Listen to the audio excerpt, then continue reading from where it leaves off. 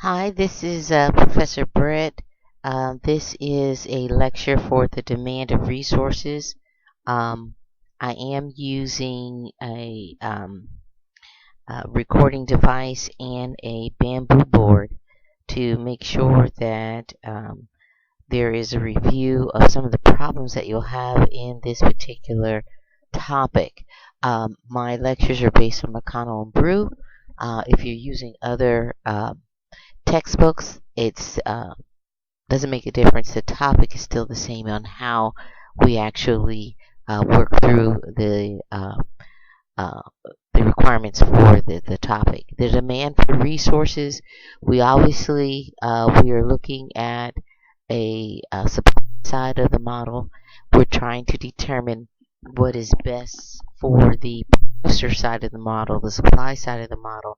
And typically in this topic, you're going to be looking at two of the resources from the five factors of production, one being capital, the other being labor. How much investment does a producer want to use in the production of that? So, again, we're looking at resources, therefore, it's the producer side of the model. Of the market, and so we're looking at allocation of resources, how much they cost. Obviously, in our circular flow model, that determines, what is going to be flowing back into our house out of the skills and resources that we put in to businesses. Also, keep in mind that as I work through one of the problems here in my text, I'm going to be looking at the delta. I'm going to be looking at the marginal product. What is the change in the as it relates to the price? How much we're looking at in regards to derived demand for these resources as we go through our problems, again, referring back to really a circular flow model. All right, so we're looking at the delta, the change in revenue product, the supply side of the model, the change in total revenue as it relates to this change in which resource? Labor. That is the factor of production that we're dealing with. So we're looking at the marginal, the change in the revenue product, the change in total revenue divided by the change in resource quantity. So again, as we do this, we will be walking through a problem here and having some explanation as well. All right, the other side is not only revenue planning, but we're also looking at the change in cost, the change in resource costs as it relates to our quantity of labor. And we also have to understand that what we're trying to determine here is then also looking at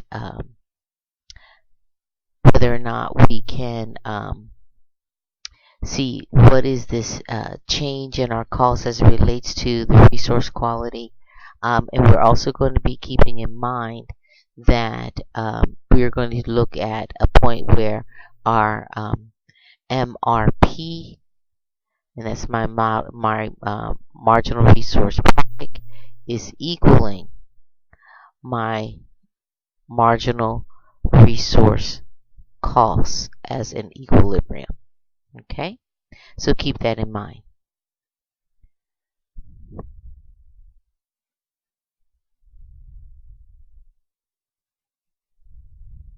Okay, so that is our basic rule. So it's our marginal resource product as it relates to our marginal resource cost, and we want to be able that we make sure we are in equilibrium with that. All right, and we will maximize the amount of people we hire as an employer, and also the amount of resources that we use. So with resources on the labor side, we're basically looking at how much is going to be produced as it relates to the wage rate. So please keep that in mind. So we're looking at wage rates. How many people should I hire, and at what cost, wage rate wise, will or should they be in regards to looking at moving forward and maximizing profit? So we're going to look at the amount of resources, how much product we're able to produce, the marginal product, which we know is the delta, the total product divided by the total amount of resource. We have a solid product price. We're looking at obviously how much we're producing times the price to tell us how much revenue we're generating. And then with that, we're going to determine the marginal revenue product, the delta in this total revenue. So we see that as our wage rates are decreasing, our resource, the quantity of our resource demanded is increasing, obviously, because the less that I have in regards to cost as an employer, the more I can produce. So my demand is equaling my marginal revenue product. Okay. So what we have here again is just as another example, looking at our marginal resource product as a resource demand in an imperfectly type of market, imperfect competitive market. Pure competition, obviously everything is decided by the market, but in imperfect models, which is our monopolistic competition, our oligopoly, we are looking at government regulations involved. We're looking at marketing that's also involved. So therefore, we see that our marginal resource product in an imperfect competitive market model does have a different look than in pure competition. Alright, so again, what are the determinants of this demand? Very similar than what we had in chapter 3 with the determinants of demand overall. Changes in the product of demand, changes in productivity. Obviously, technology has a big part to play here because technology can move the needle as it relates to really looking at what we can do as an economy. So technology and the advancement in technology, it has a major role to play as it relates to where we're going as an economy. So keep that in mind as well. Alright, so for those of you that are using Microeconomics Improve, this is problem number 2 in the review question area in the back of your chapter. Just wanted to review it. So we're looking at the number of units, we're looking at total product. How do we determine marginal product? We understand and know that our marginal product is basically the delta between our change in our total product as it relates to our total units of labor, and we will complete that as well, and we'll see that we then have our change in product. As I add more labor units, there's a change in my total product. Then I also have my total price of my product. Each unit is being charged at $2 per unit. And then we understand that when I take a look at my product times my price will give me my total revenue.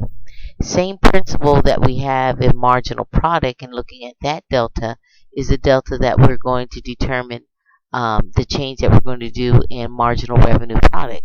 While we're just taking our total revenue and we're looking at the delta of this as it relates to our change in labor. And I'm going to move to the next slide, but basically this marches out what we've done previously and shown previously. So again, it's looking at the delta of that and then moving forward. So here's what we have, and I just have it in a different format, same information. So if I look at my units of labor from 0 to 6, all right, I have my total product, my marginal product, which is my delta. So I'm looking at the change in product as it relates to the change in labor, and we see that that's 17. For our second unit of labor, the difference between 17 and 31 and 1 and 2 which is 14, and so forth. So I'm completing the delta of each of my labor and total product. I have a price which says that each unit is going to sell for $2 per unit. My total revenue, obviously, which we're looking at my total product times my price. So that is, looking at price, which is $2 times your quantity, and that's going to give you your total revenue, and that's what we have listed here. Okay, our total revenue. All right. Now, my marginal revenue. Again, looking at the delta, looking at the change in my total revenue as it relates to my change in labor units. My labor units, we see it's only changing by 1. And I look at my delta, my first delta. This actually is a little bit of an alignment copy that should be actually listed there. From 0 to 34, from 62 to 34, there's a change of 28. From 86 to 62, there's a change of 24, and so forth. So that's what we're looking at in regards to determining what our marginal revenue product is. Now, so the question is, going back up as to, now that I've done this chart, what are the decisions I'm going to make? All right, now we have to see, and I'll go back to the beginning of this problem, how many workers am I going to hire? All right, so let's just kind of go to some previous slides and take a look at what we were looking at. All right, now the wage, the labor demand table, which we did. If the firm hires at $27.95, how many should they hire? And if it's at $19.95, how many should they hire? Okay, so that's where we're taking this information and we're making a decision. All right, now understand when we take a look at overall, how many people I should basically hire at various wage rates. That is a supply side, employer side of the market decision. All right, so when I take a look at this, well, let's kind of just scan down here a little bit. When we look at this, because we're looking at the first MRP of $34, all right, our marginal revenue product, 2 workers is going to cost me $27.95. That's where I'm going to stop. Okay, so I have a marginal revenue product of 34. All right, and when I take a look at how many workers can they hire at $27.95, well, I can see from my chart that I can, in regards to marginal, this is looking at overall, $27.95 is right below $28 in regards to a marginal revenue product. So I can actually hire 2 employees at a wage rate of $27.95 because it's still below my marginal revenue product. If I decide to offer a wage rate of $19.95, how many workers can I hire? All right, and when we take a look as it relates to workers making a wage rate of $19.95, I can hire 4 workers, because when I take a look at how many workers I can hire at $19.95, that falls between looking at our marginal revenue product here at 4 workers, I will be able to still be able to make a profit. And so that's where that is coming from. I'm looking at my cost, and in this case it's wage rates, as it relates to my marginal revenue product. That's how I'm making this decision. And as you look through the rest of those problems, or that particular problem, you're trying to then, determine, how many am I going to be able to offer, if there's any changes in units and price, All of this is looking at, how much is it costing me, um, and am I going to be able to make it? And when we take a look at, a fifth burger is, the MRP is only $14, so no, wouldn't be able to do that. So I'm going to stop at 4. And then looking at, how do I show this graphically? It's not hard to do, and just mapping our demand with our marginal revenue product. So when we take a look at this information, we see that, we are making decisions on labor. Other things that we have to consider in the supply side of the market is, can I use substitutes for my resources? There's a substitution effect, there's an output effect, net effect. What is it that's going to change prices? And if there's a change in the price of resources, that's going to change how much product I can produce and what my resources are going to cost me. Now, we also look at, how these effects overall affect our economy as it relates to substitution in production for labor, also in regards to just raw materials, or things in our market that complement what we're producing. I always try to use like the peanut butter and jelly as they go together. What other activities are happening in the complements of my particular product? And this table just outlines that as well. What increases, what decreases in regards to substitutions, also in regards to outputs. Whether production is going up, or if my production costs go up, output obviously goes down. And then also we have a combined effect, where it decreases only because the output affect the price. So, looking at what's the overall output price of our investment here. All right, these are additional resources of determinants of resource demand, things that will change your demand. Obviously, a change in the product demand, change in productivity, skill levels, change in other resource prices will also have an effect. Occupational employment trends, you can take a look at that because that changes as our society changes. Obviously, health services is still a big part as it relates to employment.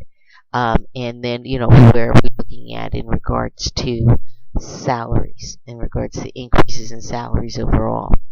And that just is listing those employment trends. We do look at the elasticity of resource demand. How is this percentage change in resource quantity relate to the percentage change in resource price? We understand with elasticity is that the more response that we have in a change in the price level, it's going to be more elastic. If there's not going to be a change, a response to the change in price level, we understand that demand is more inelastic. Elasticity of our resource demand, looking at the resource quantity, how much we can buy as it relates to the resource price.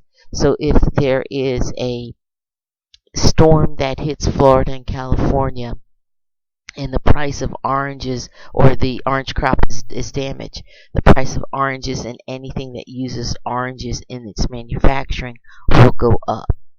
And then we're looking at the elasticity of that in regards to demand.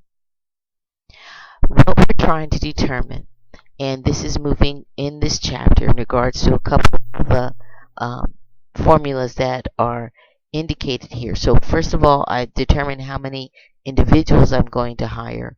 But the least cost rule, we understand that in economics there can be no waste.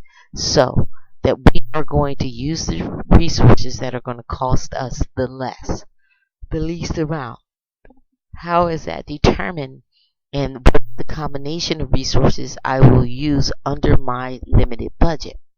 Also, I will look at what combination of resources am I going to be able to maximize my profit. I do this with a little bit of charts, a little bit of math, but I'm able to make the decision. So we have the least cost rule and profit maximization. The least cost rule says that as I look at my marginal product of labor, the change in my marginal product of labor, the delta, divided by the price of that labor, when it equals the delta of my capital as well as the price of the product, when they equal, then I am at the least cost combination of resources. I will have spent my last dollar under my budget. So we have some examples of that in your textbook. The other rule, profit maximization. I can take the marginal revenue product of labor divided by the price of labor, and when that equals the marginal revenue product of capital divided by the price of capital. So I've now introduced two of my factors of production, not just labor, but also capital. When those equal, that is the combination of resources I'm going to use.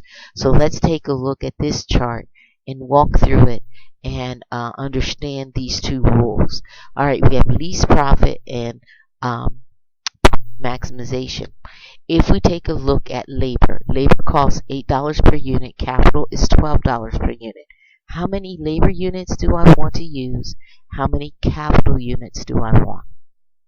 The rule is that as we take a look at this, we have our quantity, we have our total product. We all know how to calculate the delta, the marginal. We have our total revenue and our marginal revenue product. Okay? So we're trying to get to the least cost profit maximization combination where we see that there are some equalizations in regards to activity under a limited budget. So if we're taking a look at this particular chart, why am I looking at the total product of labor as it relates to this? So my marginal revenue product, you'll see, is highlighted at 8, and we're saying that that's going to be a quantity of 5 labor units. Well, how did I get to that? All right, I see that when I look through my chart, and this is literally discerning, looking through the chart to determine where is my combination going to be complete and how many labor units. All right, so with under my budget constraint. So I look at how much I have in quantity of capital as well as labor, and my marginal revenue of labor as well. So we're trying to determine where these particular ratios are equal. All right. So when we take a look at this particular chart, and I'll go back to the chart. All right, in order for that to maintain. So, this particular situation or problem, where we're looking at where my marginal revenue product and under my budget constraint, my least combination. What is going to be my least combination and also my profit maximization? We will see that in this particular table, again, with each unit of labor, we're saying that we're going to do 5 units of labor. Each unit of labor costs $8, so therefore we're spending basically $40. And then where I'm looking at my capital, 3 units of capital at $12, that's looking at 36 units. So when I take a look at my units on how much each costs, all right, and then to see how am I going to get this to be my least cost combination, I'm basically looking at how much am I going to have to spend, and as you look in page 322, 323, and 324 in your textbook, it walks through this particular table. So with this particular combination, this person wants to produce, say, 50 units of output. All right, so if that's the case, we're trying to determine what is going to be the least cost. So we're saying that if they produce this combination of labor and capital, they will be able to maintain, um, 50 units that's required for output, and looking at a total cost of that's going to maximize their profit.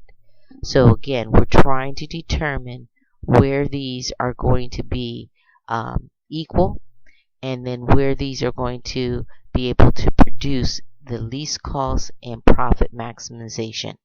So again, looking at that combination, we're looking at how that works overall within our budget constraint. So for those of you that have the McConnell and Brew and Flynn edition of Microeconomics, if you look on page 324, it literally outlines that table, and how those rules apply. Again, under our budget constraint, how many units of each will we buy? Moving on a little bit in regards to income distribution, marginal product theory of income distribution, who makes what basically is what we're trying to decide. Yes, there's some inequalities. Yes, there's some imperfections. This is in the back of the book, but basically we're trying to just look at who makes what money and where can these things be equalized as it relates to inequalities. Yes, there's inequalities in, there's market imperfections in regards to individuals, regards to getting paid less in certain occupations than others. That's what that is really going about, looking at. And then the last part of that chapter talks about ATMs, and are they really feasible, for how long, and then using ATMs instead of the human element. What does that mean in regards to where we're going in regards to services? So I hope that this was helpful. Again, the chapter 14, problem number 2 in the back is what I've inserted into this discussion, just to review, to let you understand. We're trying to determine how many labor units we shall hire, and then also looking at the least cost profit maximization rule under our budget, and determining how many units of capital, how many units of labor that we are going to invoke into our production process, as long as it meets our particular rules for least cost, and then also for profit maximization.